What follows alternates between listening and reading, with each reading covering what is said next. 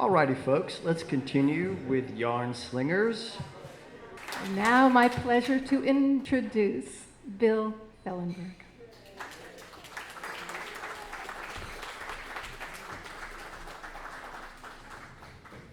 Good afternoon. My story is called First Odd Job. It's adapted from my memoir in progress called Sayonara Cowboy. First odd job. A month after coming to New Jersey from Japan, I was thrust into forced labor.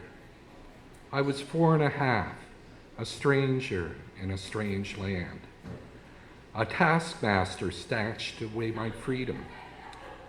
She was a short, elderly woman with silver hair and hazel eyes. I was ready to walk out.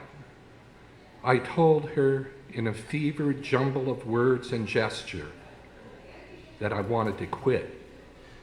She asked me why, and I said, "Work is large, money too small." You would have thought I was making a joke the way she laughed. She composed herself, smiled, and said, "Set the table anyway." That taskmaster was my American grandmother, who supervised me then and for all the domestic assignments to come. My first experience with workplace negotiations was riddled with misunderstanding. Neither one of us spoke the other's language. Reluctantly, I adapted to American customs, like wearing shoes in the house and using farm implements instead of chopsticks to eat. Utensils that looked like little pitchforks, shovels, and swords. When I griped to Mother, she whispered, "Yes, now we clomp through the house in shoes like wandering horses. But this is a new land and a new way, so we will keep our complaints to ourselves." We spoke only Japanese when we were alone. Otherwise, we applied our fractured English as best we could. The new language unfolded itself to me rapidly. Not so for my mother, who approached words like they were hot coals. I sensed that she missed Japan. I did not. Yokohama had been unkind, even cruel to us. When my parents strolled in the neighborhood, the sight of my mother's delicate hand clutched in the gorilla palm of my father, the American soldier, provoked ill will from our neighbors.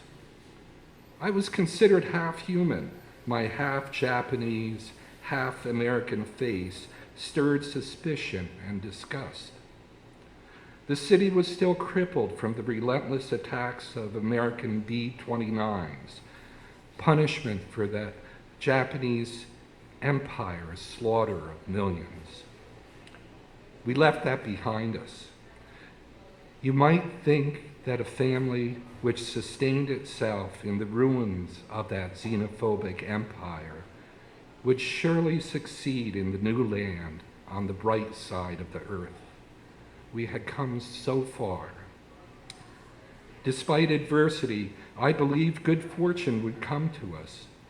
Like most children, I was born with a reservoir of optimism, the way albumin in an egg nourishes a forming life inside.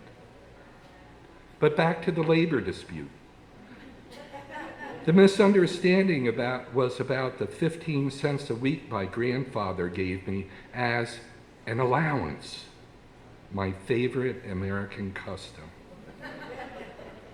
Dad also gave me a quarter, which added up to a tidy sum that financed the cheap toys, gadgets, and sweets I bought at the local 5 and dime. But I continued to press my grievance. I explained to Grandma that Dad gave me money for doing nothing. It irked me that when Grandpa gave me 15 cents, Grandma unilaterally decided to couple it with setting the table. I said, "This not fair." Well, there it was, the crux of all child grievances. Like a refracted echo, her reply was instant. Life is not fair. She told me that there was no quid pro quo, as if I knew what that meant, and said I should want to help out, and that if I stuck to it, I'd feel the better for doing it. She explained that a table well set is a table well remembered, not just for the food, but for the family and friends around it. She put 5 napkins in my hand and said, "Now finish your job." I resumed my work in a profound sulk, my face pinched in pain and my shoulders slumped, a poor boy shuffling to his doom. But as Grandma predicted, I'd become proud of my work, inspecting the glasses, plates, and shiny silverware I had set in place. Through grammar school, my grandmother remained my primary employer. I continued to earn serf wages for mowing the lawns, weeding your flower beds, raking leaves, or cleaning the bathroom. The work was menial and the pay was meager, but no better opportunities knocked on my door.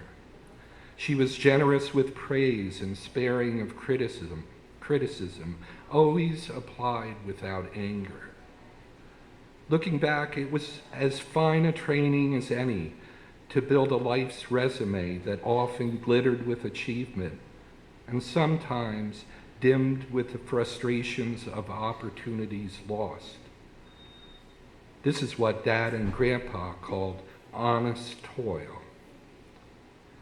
Recalling my first job tugs me back to that dining room where an unusual family of 5 gathered around a summer table. I had said it well. When Grandma added her finishing touch, a glorious arrangement of pink and white peonies, she had said, "This, Billy, is a piece de resistance." Surprisingly, I had a good idea of what it meant. The end.